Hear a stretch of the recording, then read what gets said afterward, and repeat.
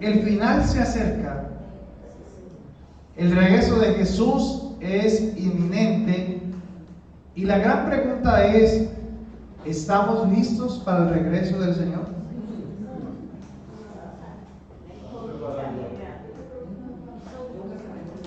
Vamos a Mateo capítulo 24.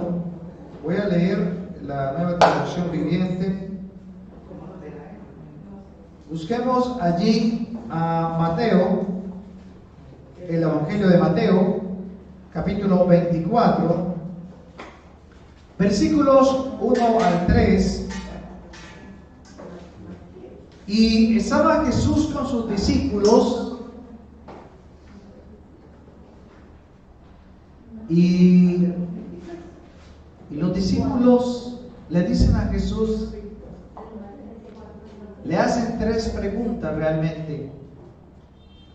Estaban allí tomando café con leche, pan de boda.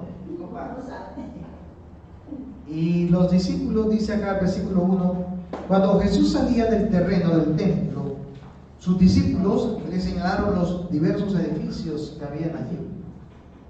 El templo de Jerusalén era algo impresionantemente grande. Era el orgullo de ellos como nación. El templo que mandó a hacer Salomón, que fue reedificado después, inclusive por uno de los gobernantes de aquel tiempo. Y dice el versículo 2, pero él le respondió de la siguiente manera a ellos. Mateo 24, versículo 2. Pero él le respondió, ¿ven todos estos edificios? Les digo la verdad, serán demolidos por completo y no quedará ni una sola piedra sobre otra. Está Jesús lanzando una profecía y está diciendo, ven toda esta majestuosidad de edificio, todos van a ser prácticamente demolidos y no va a quedar piedra sobre piedra.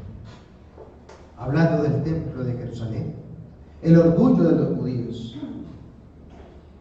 El versículo 3 dice, más tarde Jesús se sentó en el monte de los olivos y sus discípulos se le acercaron en privado y le dijeron, dinos, ¿cuándo sucederá eso? ¿Y qué señal marcará tu regreso y el fin del mundo? Los discípulos se quedaron pensando lo que Jesús dijo.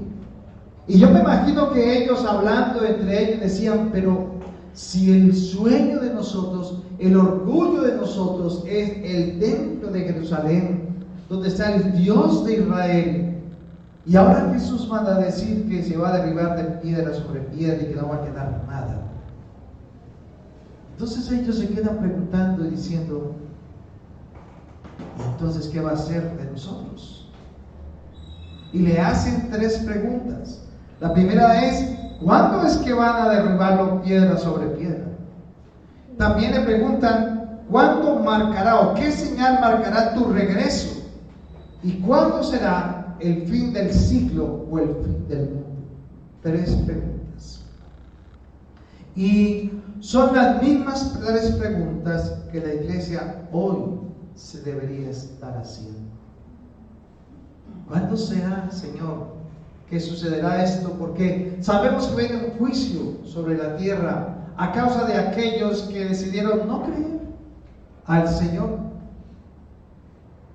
Porque ya el juicio fue hecho en la cruz por los pecados del mundo.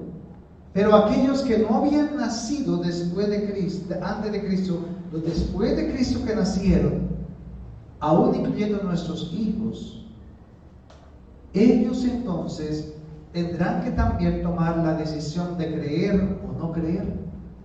Y aquí nos encontramos entonces con que viene un juicio al mundo, a todos aquellos que no le quisieron recibir, que no creyeron a su condición y que traerían ante el mundo muchas cosas que luego veremos cuál de ellas y por cuál de ellas van a ser juzgados. Y es interesante, podríamos decir, que una de las cosas que Jesús o los discípulos están planteando es ¿cuándo va a suceder? Y hoy la iglesia se pregunta, ¿y cuándo van a ser estas cosas? ¿Y cuándo viene el juicio de este mundo? Porque desde hace muchos años dicen lo mismo. Y también, ¿cuándo va a ser el regreso de Jesús? ¿Y cuándo será el fin del mundo? La gran tribulación. Vamos a ver entonces en Hechos capítulo 1. Váyase otra vez allí a Hechos. Cuando Jesús ya había resucitado y estaba con sus discípulos. En Hechos capítulo 1, versículo 6 al 11. Dice la palabra de Dios que así que mientras los apóstoles estaban con Jesús, le preguntaron con insistencia: Señor, ha llegado ya el tiempo de que liberes a Israel y restaures nuestro reino. Él les contestó: solo el Padre tiene la autoridad para fijar esas fechas y tiempos, y a ustedes no les corresponde saberlo. Dice el versículo 8: pero recibirán poder cuando el Espíritu Santo descienda sobre ustedes, y serán mis testigos, y le hablarán a la gente acerca de mí en todas partes, en Jerusalén, por toda Judea, en Samaria y hasta los lugares más lejanos de la tierra. Después de decir esto, Jesús fue levantado ¿en qué? En una nube. Y mientras ellos observaban, ¿quiénes? Los discípulos, hasta que ya no pudieron ¿qué? Verlo. Y mientras se esforzaban por verlo ascender al cielo, dos hombres vestidos con túnicas blancas de repente se pusieron en medio de ellos. ¿Quiénes eran esos? Ángeles. Hombres de Galilea, les dijeron. ¿A quiénes? A los discípulos. ¿Por qué están aquí parados mirando al cielo? Jesús fue tomado de entre ustedes y llevado al cielo, pero un día volverá del cielo de la misma manera en que lo vieron irse. Amén. Entonces le hacen aquí también la pregunta a Jesús y le dicen: ¿ha llegado el tiempo de restaurar el reino? La pregunta es: ¿cuál reino estaban diciendo los discípulos que restaurarían? El de la tierra. Ahora miremos entonces lo que está sucediendo en ese momento. Los discípulos están siendo perseguidos. Ellos están siendo, prácticamente se están escondiendo, porque los soldados y aún los mismos judíos están buscando a los seguidores de Jesús. Y entonces han pasado aproximadamente unos 40 días, porque Jesús estuvo 40 días después de que resucitó sobre la tierra, y se presentó ante aquellos que creían en Él y aquellos que habían esperado la promesa de su resurrección. Y Jesús está allí, y entonces ve a sus discípulos que están preocupados por otras cosas. ¿Cuándo será ese tiempo? ¿Cuándo será que restaures el reino? ¿Cuál reino en ese momento? El reino de Israel. Porque Israel era esclava de los romanos. Y la persecución, la necesidad económica, las circunstancias familiares, la falta de un gobierno independiente, sus impuestos, pagando y pagando impuestos a Roma, pues ellos no podían ver el fruto de su trabajo, ellos no podían recolectar, eran robados por los romanos, les quitaban sus pertenencias, se llevaban a las personas como esclavas también, y les quitaban sus bienes y las cosas que podían lograr. Así que no era fácil en ese momento lo que estaba pasando con ellos como judíos. Y si a eso usted le suma que eran perseguidos por ser de los del camino, porque ¿cómo se llamaba la iglesia en el Nuevo Testamento? La iglesia neotestamentaria se le llamaba los del camino. Así se le decían a los seguidores de Jesús. ¿Por qué? Porque ellos iban de aldea en aldea, iban de casa en casa, predicando el nuevo reino de Dios, las buenas nuevas de salvación. Mientras que los judíos, como tal, iban ¿a dónde? Al templo. Y en el templo era que recibían la palabra, y también en sus alrededores del templo se hacían en el Areópago o algunos lugares que habían allí también, donde los fariseos compartían también la palabra. Ese era el lugar. Y aquí es donde empezamos a mirar las preguntas que los discípulos hicieron y mirar el ambiente tanto civil como político que había en ese momento. Entonces, así fue como Jesús, como le dijeron los ángeles a los discípulos cuando estaban mirando al cielo. ¿Cómo le dijeron? Que así como que, como se había ido, así mismo regresaría. O sea que cuando Jesús regrese a la tierra, todo le verá, y él llegará al monte de los olivos, y en aquel lugar los judíos entonces reconocerán a Jesucristo como el Hijo de Dios, como el Dios de los cielos y de la tierra. Los judíos. Entonces, ¿por qué le están pidiendo todas estas diásporas? Las diásporas son todos los sufrimientos y todos los exilios que ha tenido Israel, y más desde que Jesús se fue. ¿Recuerdan cuando Él estaba en la cruz y que estaba derramando su sangre por nuestros pecados y entregando su vida? Los judíos, tanto sacerdotes, levitas, dijeron: su sangre sea sobre nosotros y sobre nuestros hijos. Cuando lo estaban allá golpeando también ellos expresaron eso: crucifícale, crucifícale. Pilato decía: pero no he hallado nada malo en este hombre. Y ellos insistían: crucifícale, que su sangre sea sobre nosotros. Y desde ese tiempo hasta 1948,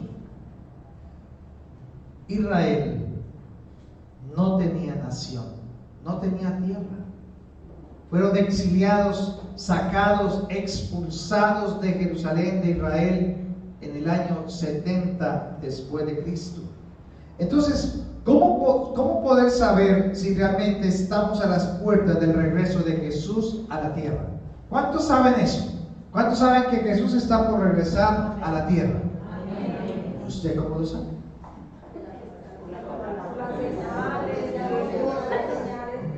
Por las señales de fin, ¿cierto? Señales que se están dando. Porque lo dijo desde la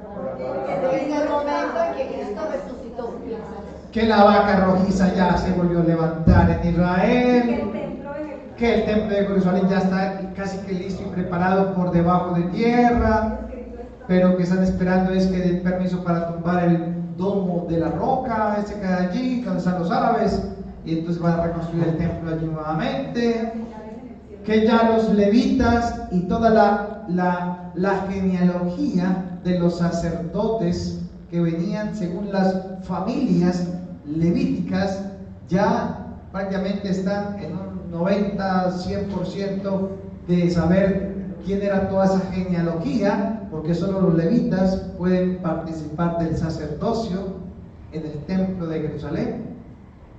También de que ya Israel cambió su moneda. Habían varias monedas, pero ya se definió una sola moneda. Allí la moneda no tiene que ser a nivel mundial, tiene que ser, las señales son direccionadas hacia Israel, no hacia América. Cometemos muchos errores pensando que las señales de la venida de Cristo están en América del Norte o en América del Sur. No, ni siquiera América entra en el mapa allí. Es solamente las señales en Israel. ¿Hay que ver noticias? Sí, vean noticias de Israel. Porque todo lo que está pasando allí nos está dando los síntomas, los índices de que realmente la segunda venida de Cristo está cerca. Ahora, levante la mano aquel que está esperando la segunda venida de Cristo aquí. Ok. A ver, levante la mano los que están esperando la segunda venida de Cristo.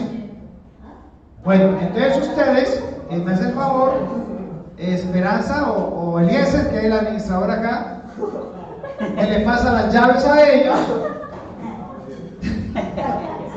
para que ellos sigan aquí. Pero las nubes. Por esa razón, porque nosotros, la iglesia, no está esperando la segunda venida de Cristo, sino que es muy diferente. Porque la segunda venida de Cristo lo verá todo, y todo hombre, todo ojo, le verá. Pero el arrebatamiento será de abrir y cerrar de ojos. Son dos acontecimientos totalmente diferentes. Entonces, siga así, Juan Camilo. Ahí le dejo las llaves. No, en serio. ¿Sabe por qué? Porque se van a convertir más en la gran tribulación que ahora. ¿Sabía eso? Se van a convertir más en la gran tribulación. ¿Y cuántos de la iglesia van a ser arrebatados?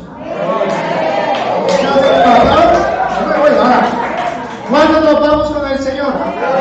Nosotros, ¿cierto? Ok, listo. Ahora, la iglesia de Cristo será arrebatada. ¿Toda? No. La mitad. ¿Por qué? ¿Recuerdan las 10 vírgenes? 5 prudentes, 5 insensatas. ¿Cuántas estaban esperando al rey? Todas. Pero solamente 5 se fueron con él. Y aquí se saca ese principio de que 50-50. Entonces, seguimos como colocando el filtro. Seguimos con el filtro. El 50%. Entonces, ¿cuántos de aquí, de ese 50%, van a ser arrebatados? Ay, los otros se van a quedar. ¿Cuántos se van a ir con el? Ok, listo. ¿Ya tiene el tiquete? Sí. A ver, ¿quién tiene el tiquete? El 30%. ¿Cuál es el tiquete? A ver, ¿cuál es el tiquete? ¿Cuál es la visa? ¿Cuál? El Espíritu Santo. Bueno, realmente sí, pero no necesariamente por el que usted tenga el Espíritu Santo va a ser arrebatado. ¿Por qué? Porque el Espíritu Santo no se va a ir con la iglesia, se queda.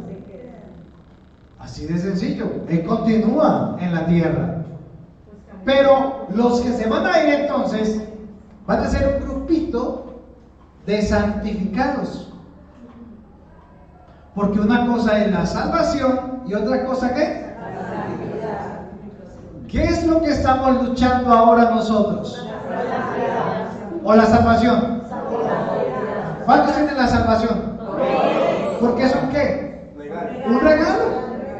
Es un regalo y se recibe ¿por qué? Por gracia. Por gracia sois salvos. Pero el hecho de que diga la palabra por gracia sois salvos no significa que por gracia sois arrebatados.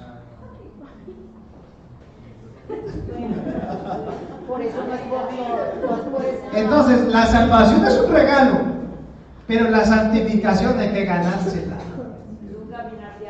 El problema del cristiano hoy en la mayoría de las iglesias es que le enseñan a luchar por la salvación, no a luchar por la santificación. Creen que es una consecuencia de la salvación y no es así. La santificación es personal, es un trabajo entre Dios y tú. ¿En cuánto usted le está creyendo esto? ¿Recuerdan la sangre del cordero? Cuando el sumo sacerdote entraba al lugar santísimo, ¿qué rociaba por el pueblo? La sangre. ¿La colocaba dónde? En el propiciatorio, en el arca del pacto, ¿recuerdan? Pero colocaba 7 gotas. Y otra gota colocaba por acá, y otra gota con el pulgar, y unas cositas ahí. Pero él salía, y salía con sangre, con la vasija. Y luego Moisés cogía con un hisopo, y ¿qué hacía? ¿A quién? Porque ¿dónde estaba el pueblo? Afuera, esperando a ver si el sumo sacerdote salía. Y si no salía, ¿qué tenían que hacer? Manden otro. Este ya se murió. Traigan la cuerda, porque le colocaban una cuerda para jalarlo. Y sáquenlo de una vez. Jesús, María y José, ya se murió. Otro.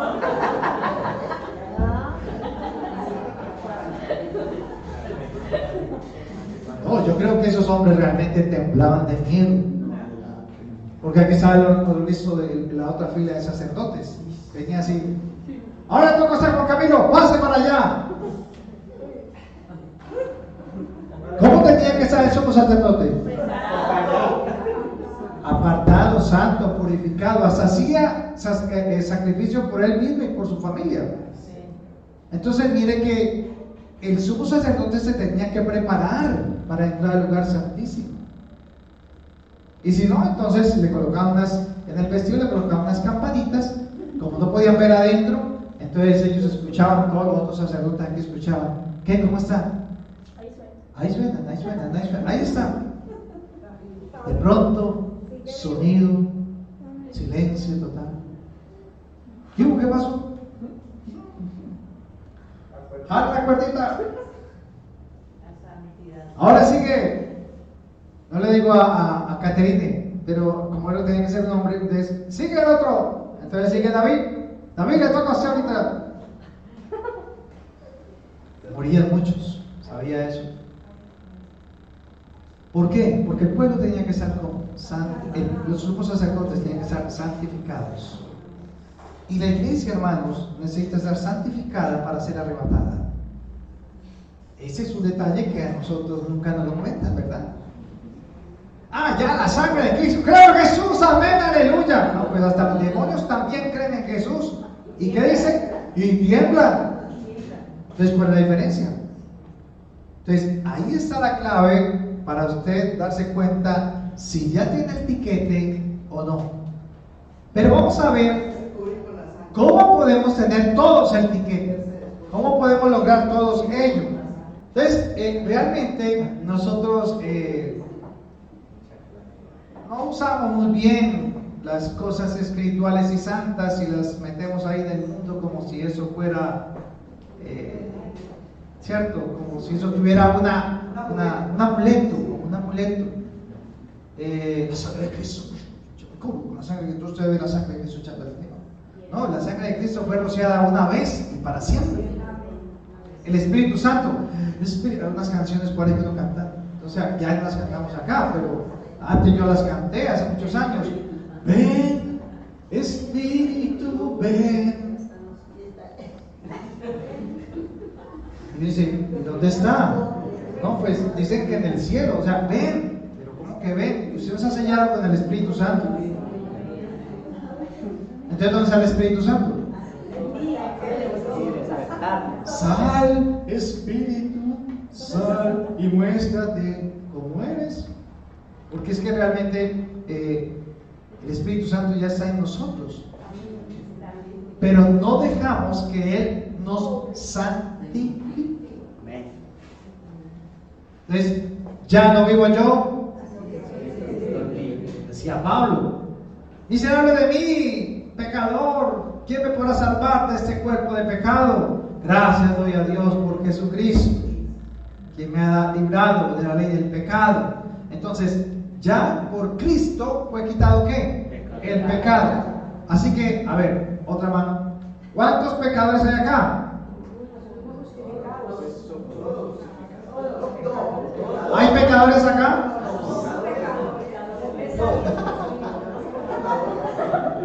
Sí, hermano, yo soy un pecador. Uy, hermano, arrepiéntase.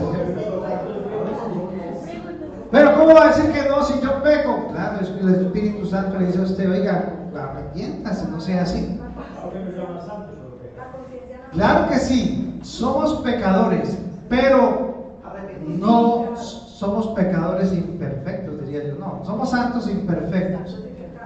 No somos pecadores. ¿Por qué? Porque no practicamos el pecado. El pecador es el que practica el pecado, el que organiza, promueve, direcciona. Voy a encontrarme con una mujer, con un hombre de tal hora, voy a salir con él, voy a programar la salidita, la cenita y todo eso, y después venga. ¿Cierto? Ese es un pecado que es iniquidad. ¿Por qué? Porque se está programando. Usted lo programa, ¿sí? Y ya después lo lleva a cabo. Y voy a echarle más sal a este sancocho para que quede salado. ¿Cierto? Pero no, usted es un santo justificado por la sangre de Cristo, pero que va caminando y se le atraviesa un perro y ¡paz! Señor, perdóname, porque se me salió una palabrita fea. Usted lo dijo sin intención. Es diferente. Pero no es una mentirita piadosa, ¿no? No mentirás, dice el Señor. Y usted fue y mintió. ¿Y esa silla de qué color es? Azul. Azul, sí, es azul. No, es roja. ¿Ah? ¿Y por qué dijo azul? Es que a mí me gusta el azul. Entonces, eso no es una mentira piadosa, es una mentira. ¿Pero qué? Porque usted se dejó guiar por alguien que es su enemigo. ¿Cuál es su enemigo? La carne, el yo. Su enemigo no es Satanás, ¿sabía eso? ¿Él fue vencido? Por eso nosotros no predicamos del diablo. Ganas tiene él. Más bien predicamos de Jesús, no del diablo. Porque cuando usted está sellado con el Espíritu Santo, ¿cuántos demonios lo pueden poseer? Entonces, ¿por qué muchas iglesias están sacando demonios? En el nombre de Jesús, fuera el demonio de esto, fuera el demonio de televisión, fuera el demonio de no sé qué.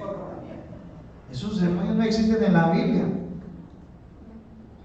¿Que existen? Claro que existen, pero dice la palabra, a los hijos de Dios, el maligno.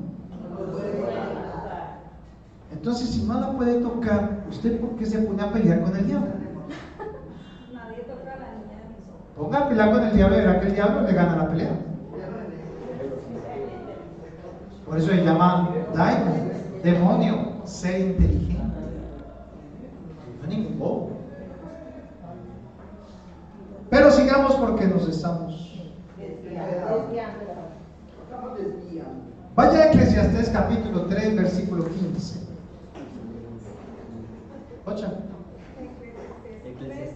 Eclesiastés capítulo 3, versículo 15. Y vamos a ver qué decía Salomón. ¿Qué decía Salomón al respecto? Porque Eclesiastés es un libro muy bonito, es un libro muy bueno, la verdad que mucho que aprender allí. Pero dice el versículo 15: los sucesos del presente ya ocurrieron en el pasado, y los que sucederán en el futuro ya ocurrieron antes, porque Dios hace que las mismas cosas se repitan una y otra vez. O sea que no hay nada nuevo, ya pasó. Así que ¿cómo va a ser la venida de Cristo? Ya pasó.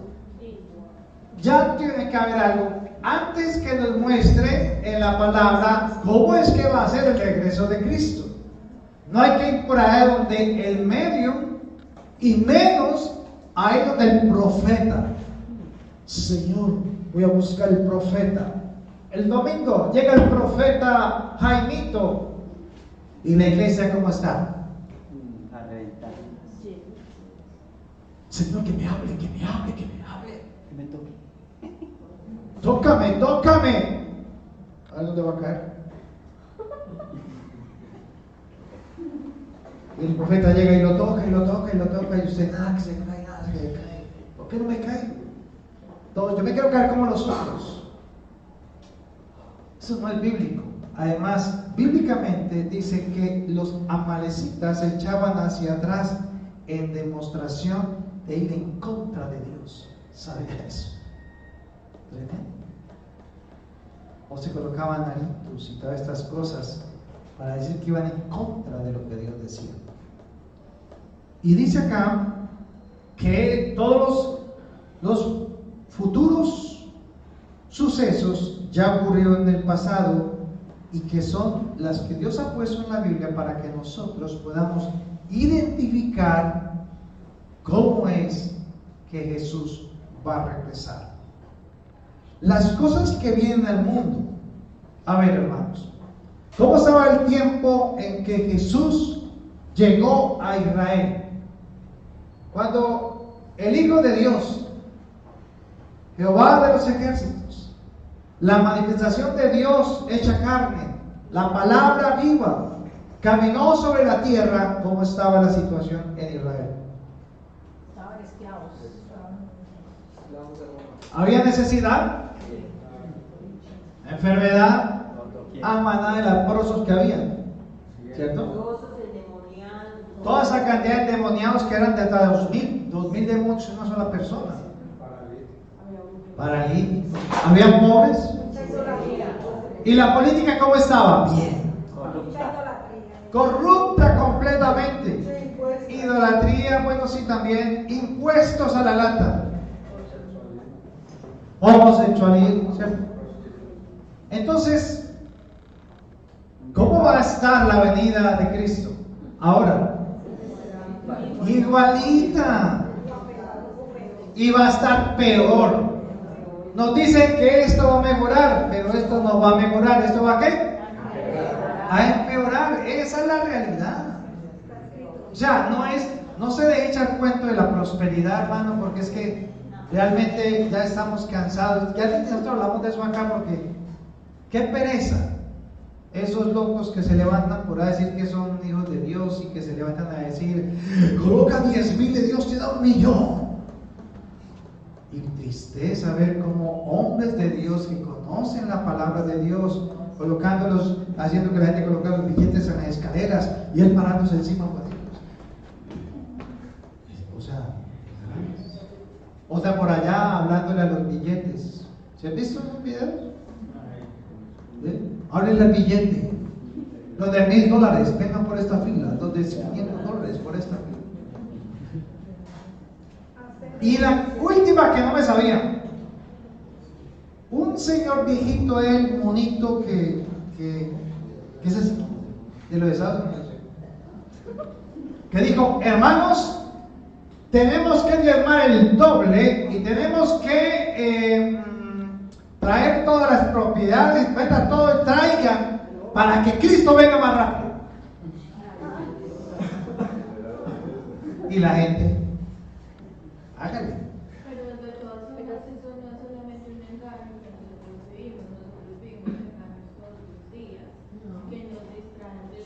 Entonces, ¿qué sucede? Encontramos dos tipos de personas. Los que están esperando en el mundo esperanza y que todo ¿qué? Mejore. Pero hay un grupo de la iglesia, un grupo que ha decidido pensar que también las cosas van a ¿qué? A mejorar. Y ponen su esperanza en los gobernantes, en las cosas, en las personas. Pero realmente no es así. No es así. O sea, Jesús fue muy claro en ese sentido y por eso lo dijo cómo es que iba a ser. ¿Sabe? Entre mejor tecnología para describir mejores formas de vivir, peor es el carácter del ser humano. Se vuelve más orgulloso, más egoísta. La tecnología no es mala. Se presume que es buena para nosotros vivir mejor. Pero resulta que nos volvemos egoístas. Nuestros hijos hoy con tecnología en sus manos son más egoístas que los que éramos nosotros cuando pequeños. ¿Sí o no? Entonces, ¿a quién le echamos la culpa? ¿Al celular? No, es porque usted le entrega el celular a un muchachito. ¿Para qué? Para que no le esté molestando a usted y le canse. Entonces usted lo mantiene como ocupado. Entonces, ¿quién es el maestro? El celular. Pero no es tanto lo que el celular diga, sino la manera egocéntrica en la que él vive. Entonces él no comparte, él no habla con otros, no tiene más amigos, no comparte con ellos. Y en el colegio es el calladito, callado allá. Unos que otros salen, por supuesto, adelante, pero son los que van a dirigir, los que van a liderar, los que van a hablar. Pero la mayoría de nuestros hijos están aislados hoy, no por la tecnología, por nosotros. ¿Quién nos aisló? Nosotros. Porque queremos que, inclusive, ya se ve en la iglesia. ¿Sabe qué pasa en la iglesia? Los papás les encanta llevar a los hijos a la iglesia. ¿Sabe para qué? Para que los instruyan allá. Pero ellos no quieren enseñar la palabra de Dios. Que así como en el colegio, que les enseñan matemática y español, pues que entonces en la iglesia les enseñen la palabra de Dios, pero ellos no quieren asumir esa responsabilidad delante de Dios. Más bien se la dejan a tutores. Entre más descubrimientos científicos para salvar la vida, menos temor del hombre para matar a su prójimo.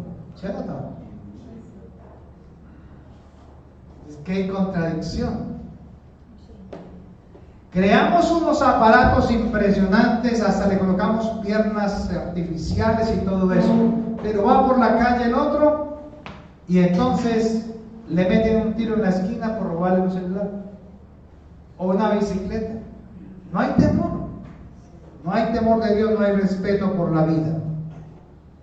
Su hermano May se va a pitar, hermanos, para que entiendan por qué se va. Tiene que ir a pitar. Él es árbitro de fútbol, pero dejó el representante por otra mano. Entre más inteligencia artificial, menos capacidad intelectual y emocional en las personas. Somos más ignorantes hoy. No confundan conocimiento. Somos más ignorantes como personas hoy que antes. Hoy hay más tecnología, más conocimiento, más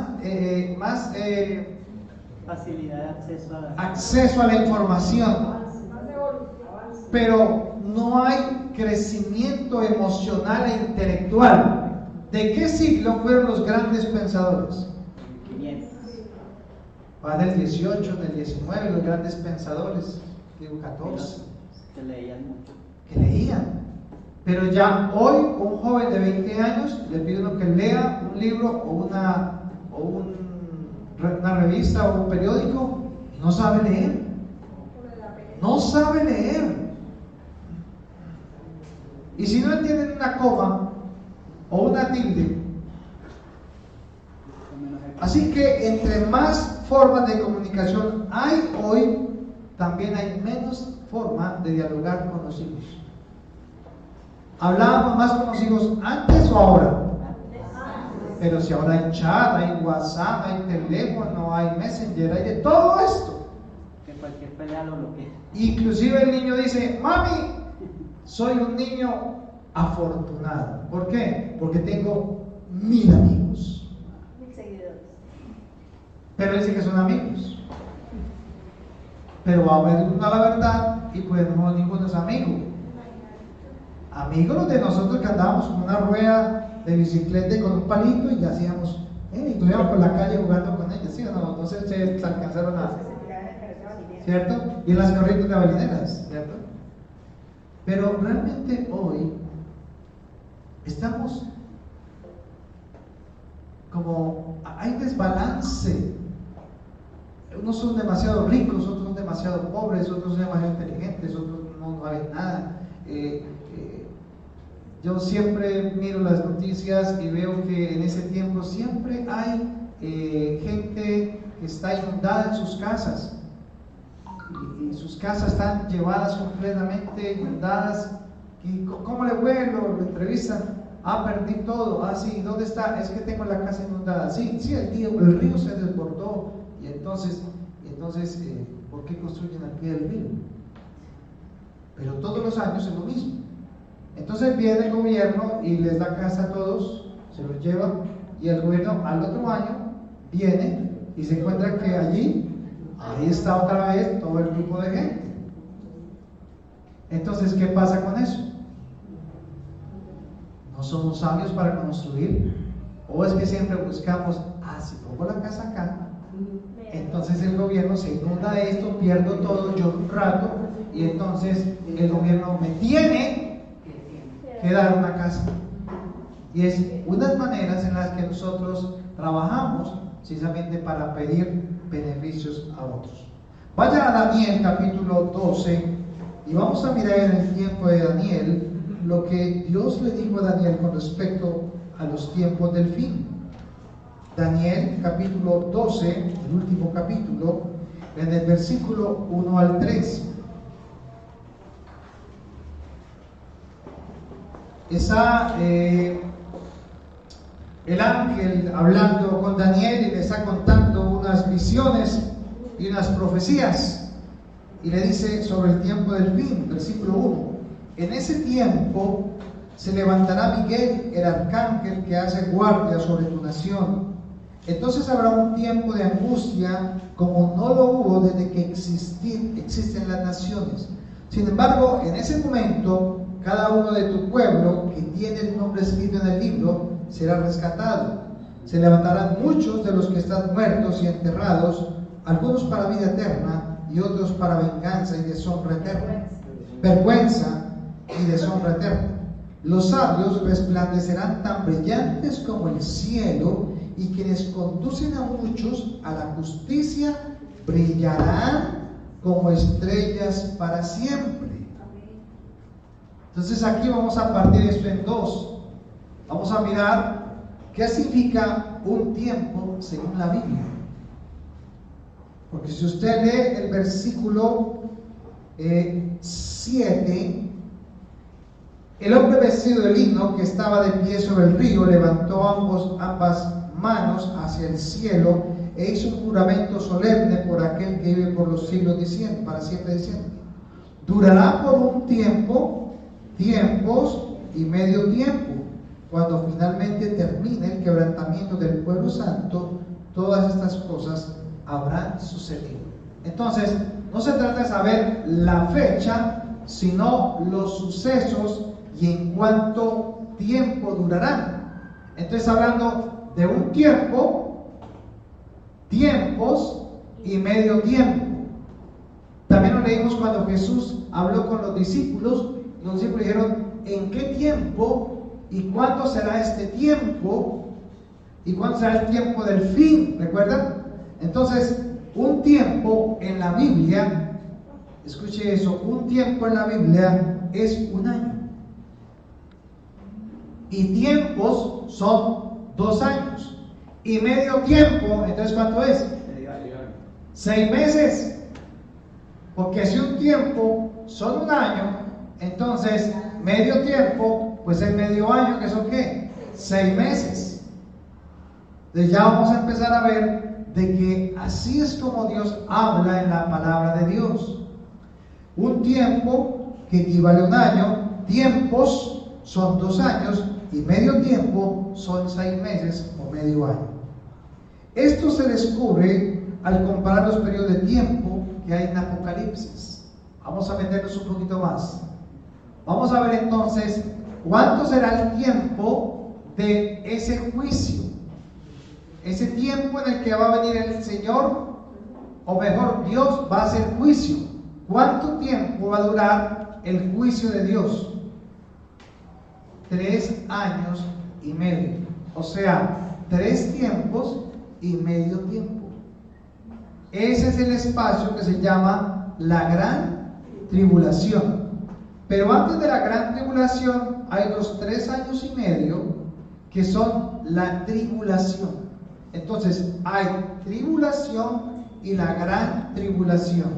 En la gran tribulación los juicios de Dios. En la tribulación la persecución, el amor del prójimo que se apagará, estas cosas de Mateo 24. ¿Por qué les digo esto? Para poder comprender un poco la respuesta que Jesús le dio a los discípulos. Vaya a Apocalipsis 12:6, hablando de los tiempos. Apocalipsis capítulo 12, versículo 6 y el versículo 14. Y la mujer huyó al desierto, donde Dios había preparado un lugar para que la cuidaran durante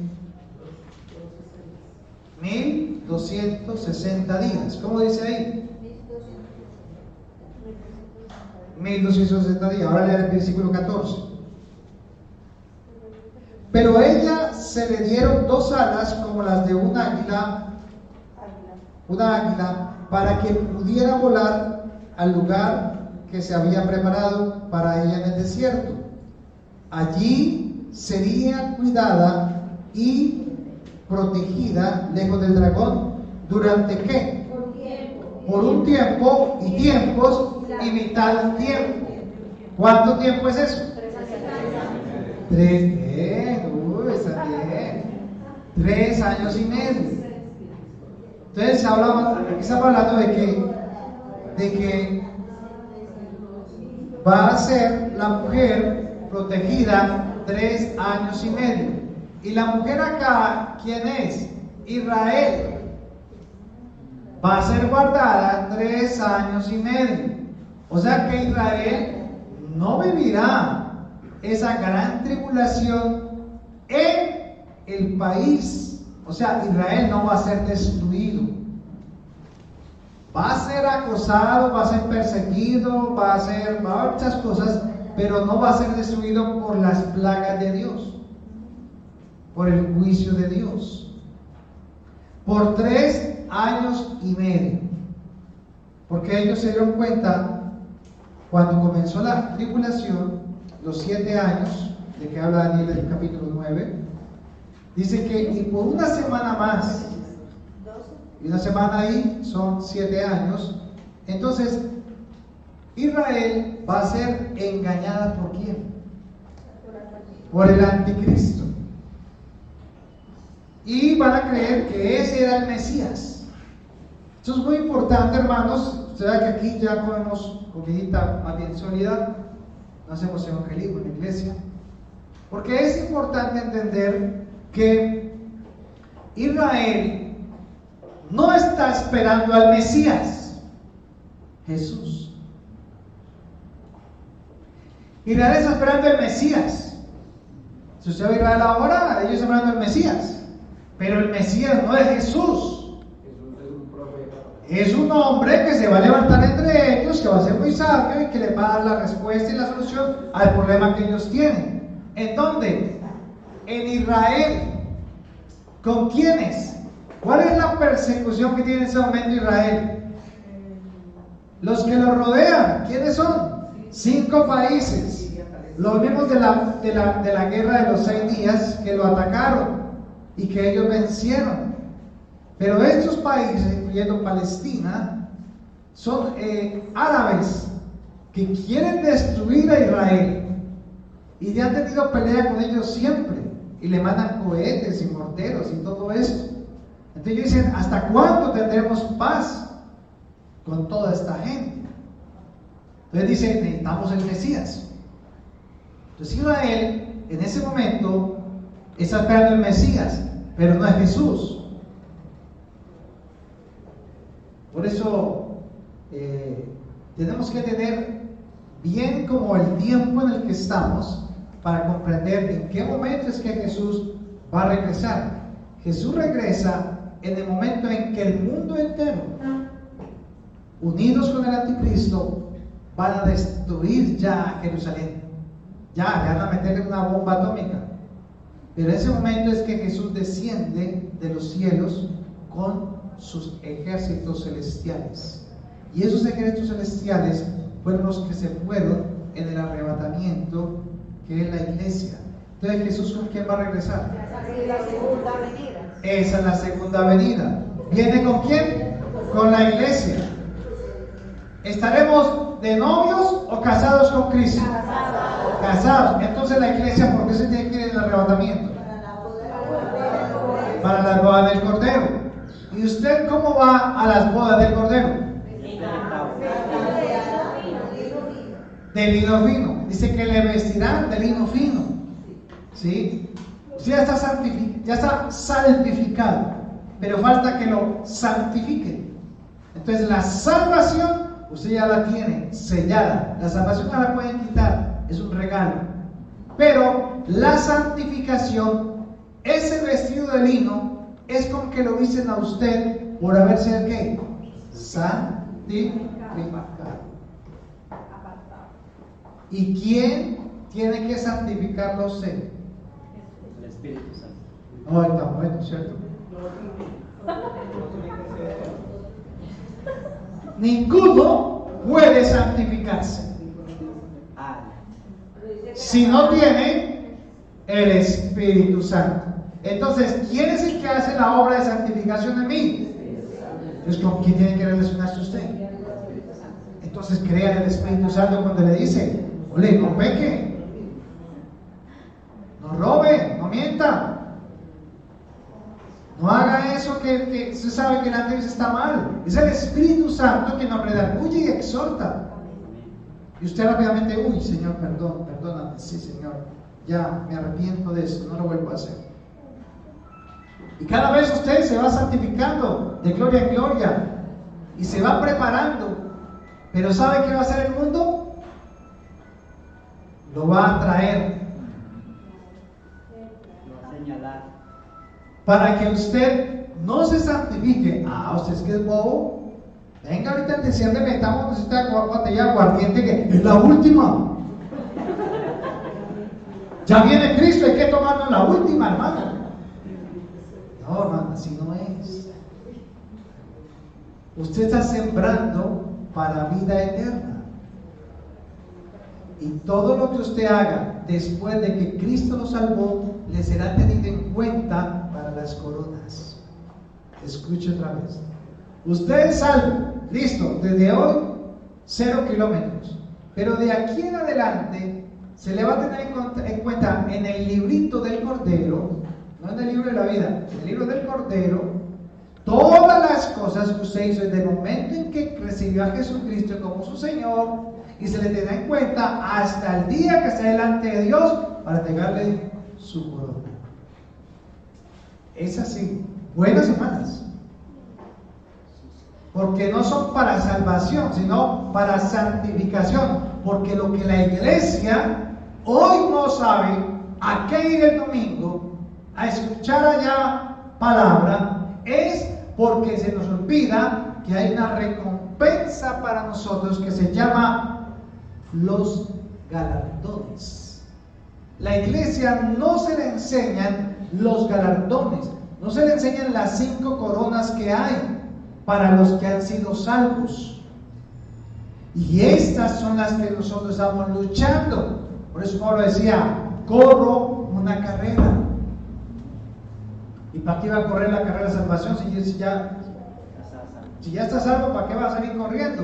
Entonces él entendía que tenía que correr por ese galardón, por mi recompensa, ir al blanco, a la meta y recibir del Señor la recompensa que Él tiene para ti.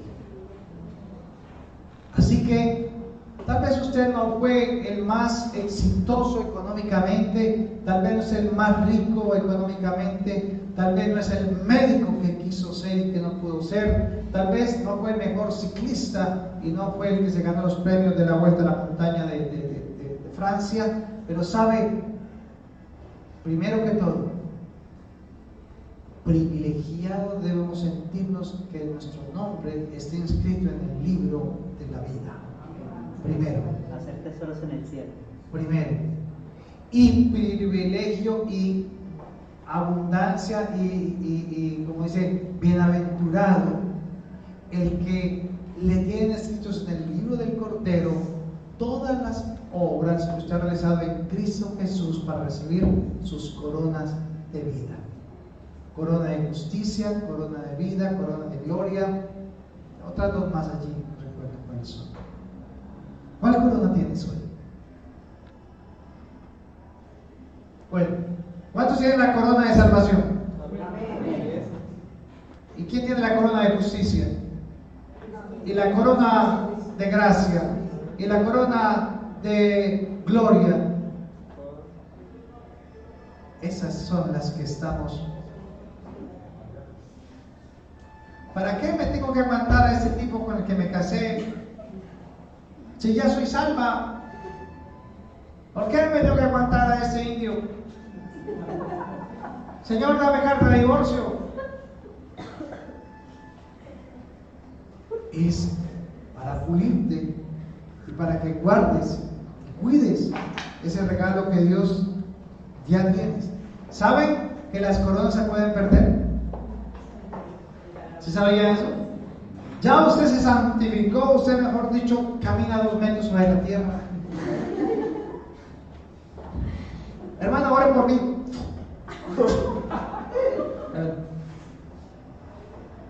Y de pronto un día usted estaba desocupado en la casa y como tenía tecnología metió internet y pues como no tenía como nada que hacer, entonces le entró un link ahí, clic. Oye, te estoy esperando, mírame. Haz clic y charlemos juntos. Y cae en pornografía.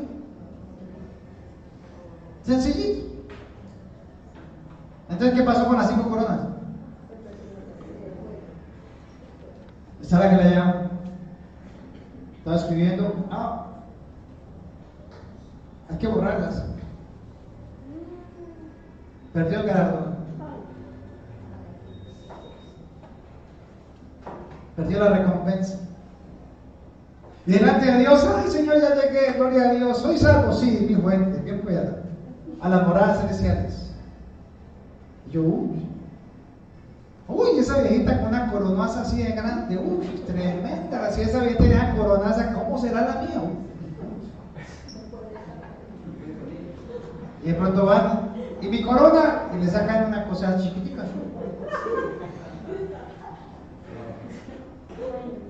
Yo era un error, yo era el pastor de la iglesia. Yo que tenía la corona más grande. Y no, aquí no se mide así, hermano. ¿Y eso? ¿Por qué esa señora tiene esa corona? Porque es que esa señora intercedía día y noche para que usted pudiera predicar la palabra de Dios. Por eso a ella, al que es fiel en lo poco, en lo mucho se le coloca. Por eso la casa de ella es de oro y de 3 pisos, la suya es una pieza aquí en el cielo, pero es una pieza, está en el cielo. Entonces tenemos que visualizar, iglesia, qué queremos ser en el milenio. Esto apenas comienza. Nosotros estamos preocupados porque no nos comemos la pizza o la hamburguesa o esto, y el televisor y la visión, y no tengo el televisor de 59 pulgadas, no tengo marido o marida. No se preocupe por eso. preocúpese que su nombre no solamente es escrito en el libro de la vida, sino que usted sabe, lleva un registro, ¿sabe? Si en el cielo hay un registro, ¿usted por qué no lleva su registro? Haga su registro personal de las cosas buenas que usted ha hecho. Por ejemplo, el venir esa mañana es una muy buena obra. ¿Sabía eso? Porque ¿quién lo obligó a venir? Bueno, nosotros no sé, pero usted está acá y es un privilegio que usted esté acá. Y mire cómo lo llama Daniel. Mira ahí en el versículo, capítulo 12, versículo 2. Se levantarán muchos de los que están muertos y enterrados, está hablando ya después de esa gran tribulación, y algunos para vida eterna y otros para vergüenza y deshonra eterna. Los sabios resplandecerán tan brillantes como el cielo, y quienes conducen a muchos a la justicia brillarán como estrellas para siempre. Ese es nuestro ánimo. Miren cómo el Señor nos nombra a nosotros. Nos nombra como sabios que van a ¿qué? A resplandecer. ¿Eso no le parece maravilloso? Resplandeceremos como luminares. Y Dios sabe eso para nuestras vidas. Entonces, en el pasaje se está hablando de 3 hechos. 2 que ya sucedieron y otro que está por suceder.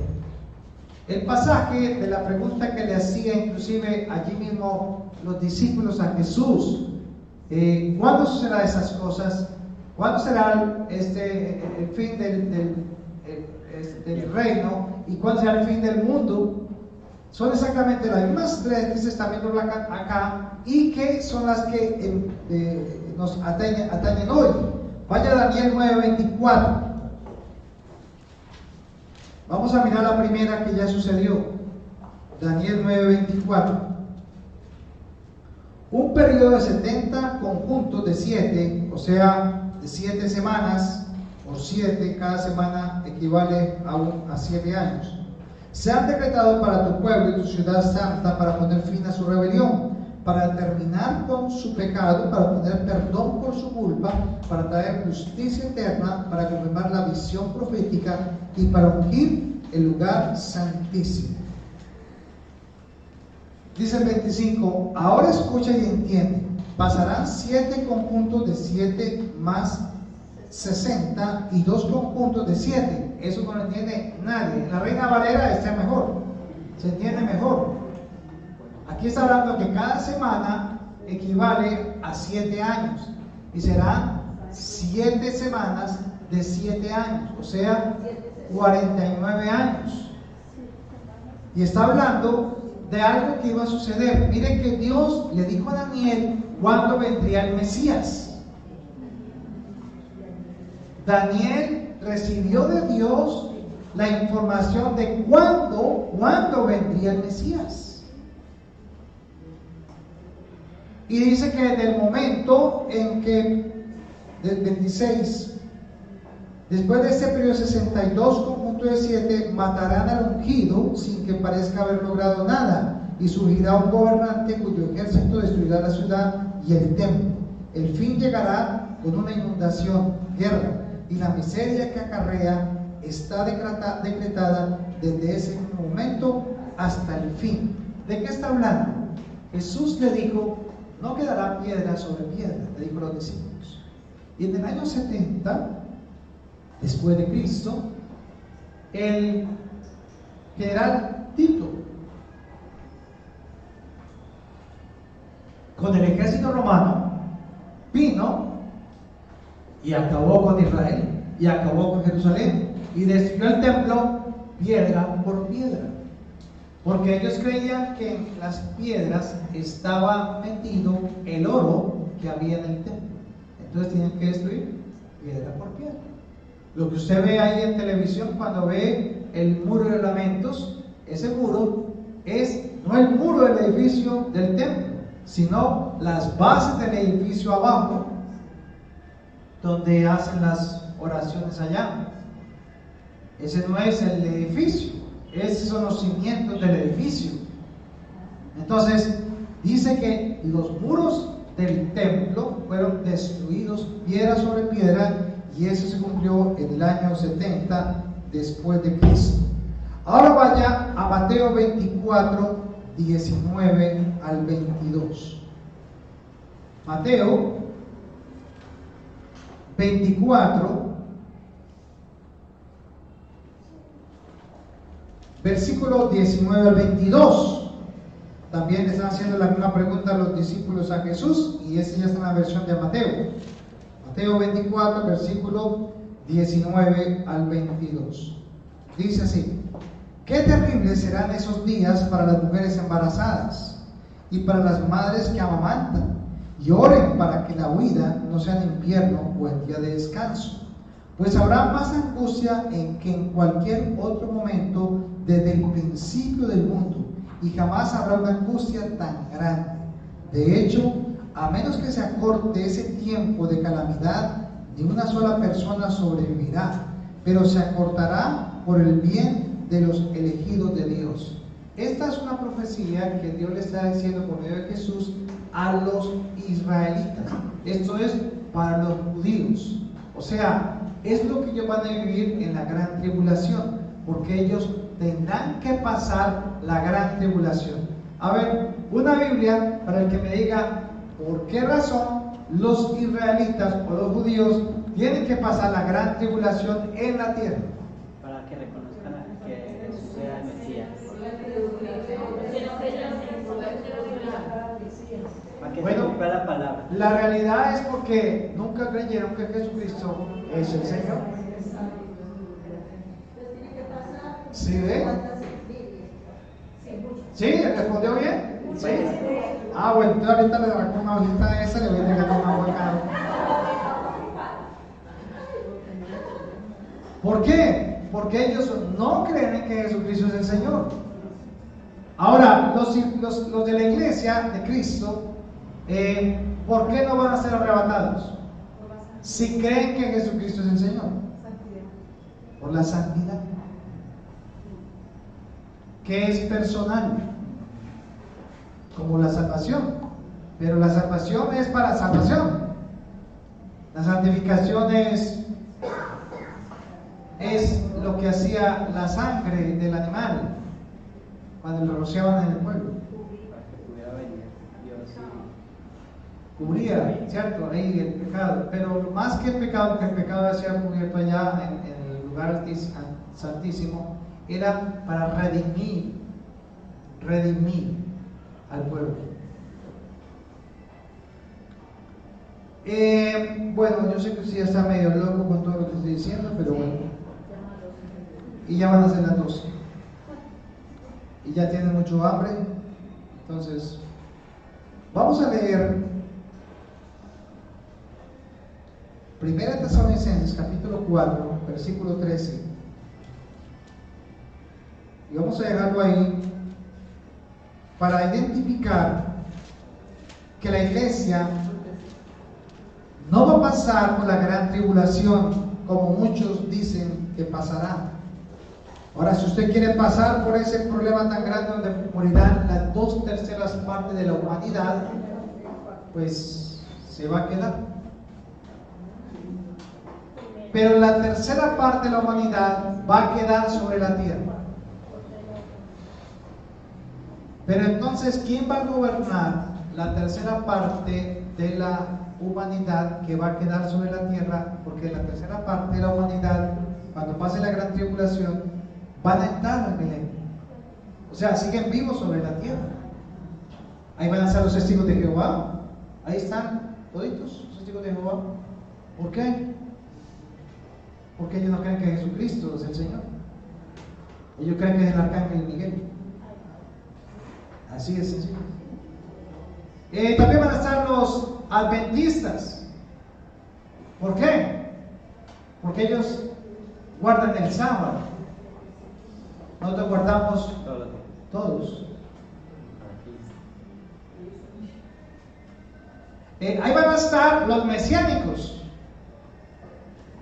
¿Por qué? Porque ellos dicen que Jesús HaMashiach ¿Es el Señor? Sí, ¿quién es el Señor? Jesús. No, no es el mismo. Por eso no se deje meter cuento. En Gálatas, Pablo llama la atención diciendo: hermanos, qué tontos sois. Así es. ¿Cómo ustedes, habiendo comenzado por la gracia, por la fe, ahora vienen a terminar en qué? En la ley. ¿Cómo es posible? ¿Ustedes reciben el Espíritu Santo por la fe o por cumplir la ley? Ah, por la fe. Entonces, ¿por qué quieren volverse ahora religiosos? Y yo siempre he dicho que desafortunadamente la iglesia cristiana tiene un problema. Bueno, la iglesia no, los que enseñan. Porque la iglesia empieza a crecer, entonces se necesita contener un sitio para pagarlo, y ya no vale 1 millón, ya vale 5 millones. Y los parqueaderos y todo eso, y empezamos a hacer unas estructuras tan grandes que sostener eso cuesta. Entonces, ¿qué le toca al pastor? Pues el domingo sacar media hora para predicar de los diezmos y las ofrendas. No le robe a Dios. Y si usted no diezma, le está robando a Dios, porque Malaquías 3:10 dice eso. Pero ¿qué dice el Nuevo Testamento? Cada uno de como propuso, no con tristeza ni por necesidad, porque Dios ama ¿qué? Entonces usted aquí da allí en ese cajoncito de lo que Dios ya le dio, pero usted nunca se ponga a pactar, a decir: Señor, voy a dar esos 10,000 para que usted me dé 100,000. No, Dios no hace pactos. Eso los hacen en enlace, en televisión, ahí lo pueden ver, ahí pueden hacer hartos pactos. Pero realmente Dios no hace esos pactos. Primera Tesalonicenses capítulo 4, versículo 13, dice Pablo: y ahora, amados hermanos, queremos que sepan lo que sucederá con los creyentes que han muerto. En su Biblia dice: los que duermen. Los que duermen son los que se murieron creyendo en Cristo, para que no se entristezcan como los que no tienen esperanza. Pues ya que creemos que Jesús murió y resucitó, también creemos que cuando Jesús vuelva, Dios traerá junto con él a los creyentes que hayan muerto. Les decimos lo siguiente de parte del Señor: nosotros, diga, nosotros, los que todavía estemos vivos cuando el Señor regrese, no nos encontraremos con Él antes de los que ya hayan muerto.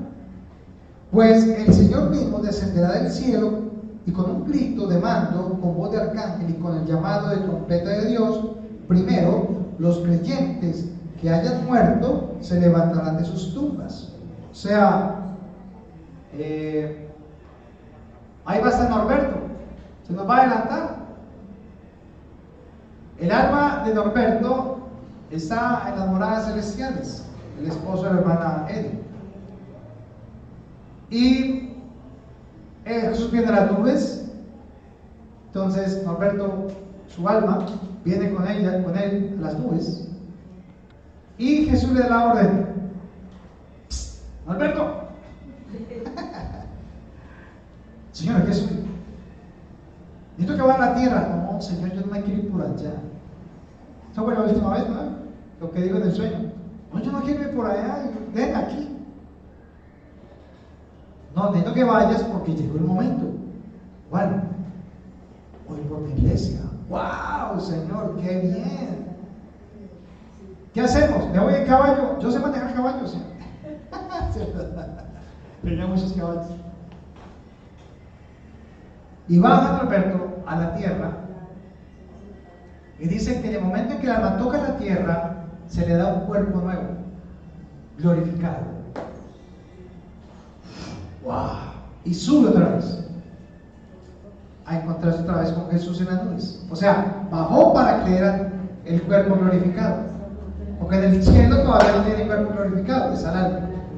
Entonces sube: Señor, ya volví. Bien. Pero no vengo solo. ¿Y con quién viene? Mire, toda la gallada que viene detrás de mí. Ahí viene Eddie, vea, allá viene Eddie. Allá viene Eddie. En la tierra, mientras sucede en abrir y cerrar de ojos eso, en la tierra, Eddie está caminando por la calle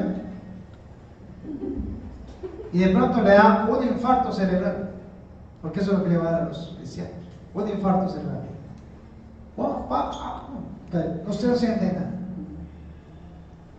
Y en ese momento es cambiado, transformado su cuerpo en un cuerpo que glorioso.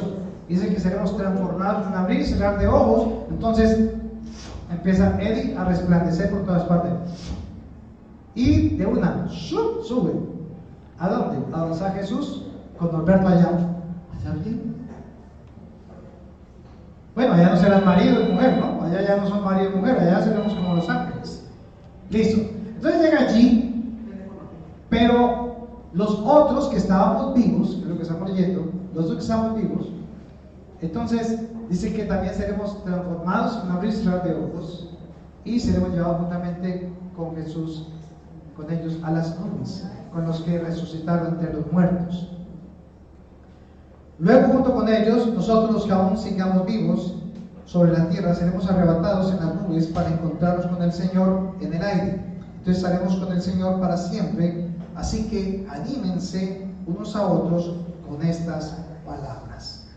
Hermanos, viene tiempo de dificultad, sí, pero saben, todo lo podemos en Cristo que nos fortalece. El mundo estará en crisis, pero la iglesia estará en Cristo. Viene un tiempo en el cual la economía del mundo se afectará bastante. El 1 de enero ustedes verán cómo la economía no subió el 6%, sino que subió la inflación un 24 o un 50%. Tal vez el arroz no valdrá 1,600 pesos, sino que valdrá 3,000 pesos aproximadamente. Y hoy, por ejemplo, me sorprendí al escuchar que no hay carros. Me contaba Eddie que no hay carros nuevos, porque no hay importación. Entonces, ¿qué pasó con los carros viejitos de nosotros? Valen mucho más. Y muchas cosas va a pasar con eso, así los computadores, todo esto. Después les cuento el nuevo computador que salió. Pero nosotros no tenemos temor. Vendrá un sistema de computadores que ya están en el mundo, que lo creó la IBM. Ya es el computador que es el cuántico, el cuántico, que ya no es con ceros y unos. La tecnología aumentará, la ciencia aumentará, pero sabe, la idea de hoy es que usted comprenda si estamos listos o no para recibir a Jesús en las nubes. Los entendidos resplandecerán como el resplandor del firmamento, dice la palabra. Y todos los creyentes deberíamos también resplandecer como lumbreras en este tiempo. Es lo que la iglesia tiene que estar haciendo. Tú y yo tenemos que en este momento resplandecer la justicia de Dios en nuestras vidas. Ese es el trabajo de la iglesia. Ahora, antes de que Cristo venga, ¿para qué? Para ser luminares en el mundo, resplandecer en justicia, no en la iglesia, sino en su casa, en su familia, en su trabajo, que usted pueda verle actuar en todo lo que hace correctamente. ¿Sabe? Dios le va a ayudar por el Espíritu Santo para que usted haga las cosas correctas, para que seamos testimonio, porque el acontecimiento más grande de toda la historia después de la Segunda Guerra Mundial será el arrebatamiento de la iglesia. Será en el mundo entero la noticia mundial en ese momento. Y esa noticia, mis hermanos, se llevará a cabo cuando Cristo esté en las nubes esperándolo a usted y a mí. La pregunta es, ¿Estoy santificado para el Señor? Y si no está hoy santificado, ¿qué esperas para llevarlo a cabo? Entonces, no te dejes desviar por el engaño de las riquezas y la mentira que el mundo nos ofrece. No nos dejemos guiar por lo que el mundo dice. El mundo tiene su propio problema, tiene su propia situación. Y el mundo, ¿sabe qué está buscando? Está buscando a alguien que solucione el problema. Ya la ONU dijo que necesitamos en el mundo un gobernante que nos dirija y unifique en un solo poder para poder arreglar el problema que hay en el mundo. Ya se está preparando todo para que el anticristo salga a flote. Pero antes de que el anticristo salga a flote, tú y yo seremos arrebatados en un abrir y cerrar de ojos. Porque lo que impide que el anticristo aparezca en el mundo es ¿quién? No, diga yo.